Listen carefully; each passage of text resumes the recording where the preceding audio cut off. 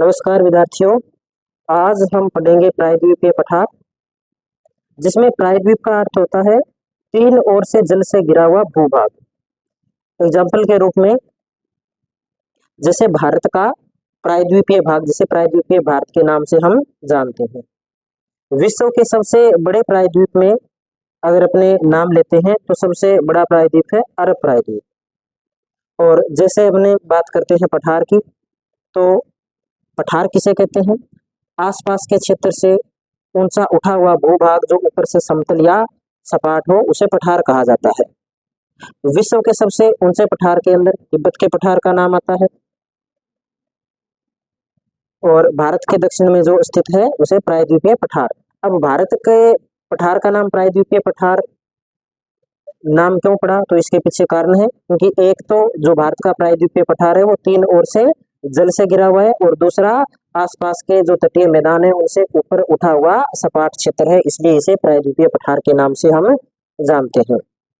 भारत के सभी भौतिक प्रदेशों में जब हम बात करते हैं तब सबसे प्राचीन भूखंड के रूप में जो नाम आता है वो प्रायद्वीपीय पठार का नाम आता है। यह गोंडवाना लैंड का भाग है जो शिल्ड रूप में है, यानी कि यह जो भाग है ये स्थिर रूप में स्थित है। और भारत के भौतिक प्रदेशों की जब हम बात करते हैं तो भारत के भौतिक प्रदेशों में सबसे बड़ा जो भौतिक प्रदेश है या सबसे बड़ी भौगोलिक इकाई या सबसे बड़ा भौगोलिक क्षेत्र है वो प्रायद्वीपीय पठार है, जो लगभग भारत के कुल भौगोलिक क्षेत्रफल के लगभग 48% भाग पर फैला हुआ है। औसत ऊंचाई की बात करते हैं तो इस प्रदेश की औसत ऊंचाई है 600 मीटर से लेकर के 900 मीटर तक। अगर हम बात करें कि ऊंचाई कहाँ से मापी जाती है, तो ऊंचाई सागर तल से मापी जाती है। सागर का वह बिंदु जहां तक ऊपरी भाग में जल पाया जाता है, और विश्व के सभी महासागरों का जो सागर तल है वो लगभग समान ही माना जाता है।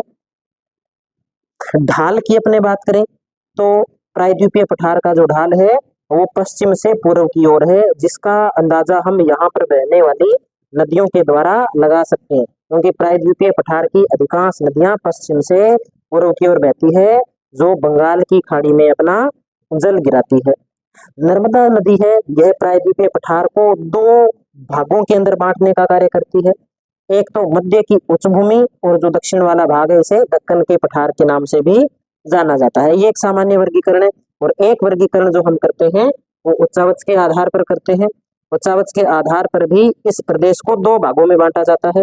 एक भाग वह है जो मध्यवर्ती पहाड़ियों के रूप में है, जिसमें अरावली, विंध्याचल, सतपुड़ा इन पहाड़ियों को शामिल किया जाता है। और दूसरा भाग जिसमें प्रायद्वीपीय पठार में स्थित प्रमुख पठारों के नाम आते हैं, जैसे मालवा का पठार है, मैसूर का पठार है, छोटा नागपुर का पठार है, बस्तर का पठार है, तेलंगाना का पठार है, या जैसे कर्नाटक पठार भी अपने एक नाम और देख लेते हैं, हजारीबाग का पठार है।